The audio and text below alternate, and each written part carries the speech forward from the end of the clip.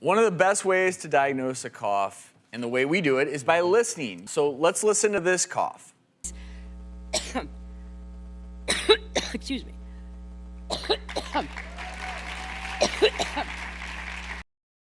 That's a pretty severe cough, and one clue I hear is that the child's coughing, doesn't breathe in, and then coughs a couple more times, and that's kind of a clue to whooping cough or pertussis.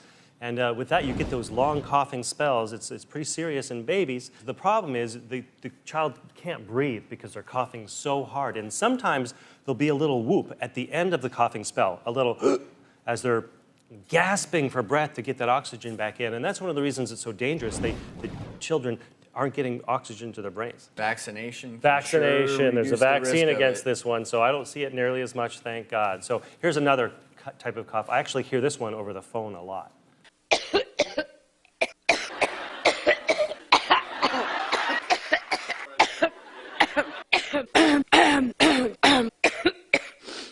And that's a very croupy, kind of barky cough. Or breathing, and this one's caused by a virus. Sometimes it's the same virus that causes colds or laryngitis in older people, but it causes a swelling of the vocal cords, and you have a hard time breathing in like that. And this one tends to get worse at night, so the child kind of wakes up with the barky cough. The thing to do is put them in the hot, steamy shower, because that steam, that moist air can really help it. Like a croup tent. Yeah, croup tent. And the good news is that steroids can tamper down that a little bit if need be. Luckily, a lot of times, just improves on its own. Well, listen to this one. I'm sure you've heard it.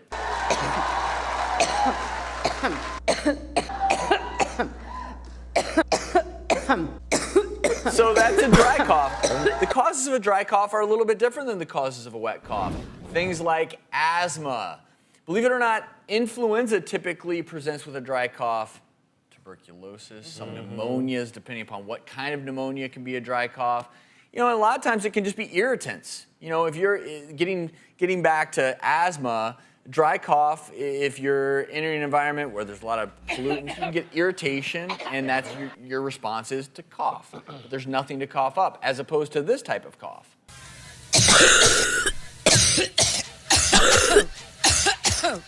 You're coughing something up here. You know, you can have a wet cough just from postnasal drip, from bronchitis, from pneumonia. Just the regular old cold gives you some of that wetness in the cough because, again, all that junk in your nasal passages, it goes back into your throat, into your airways, you're coughing it up. But those coughs, I really think the question of whether or not you go see a doctor or a specialist comes down to how do you feel? How long is it going on?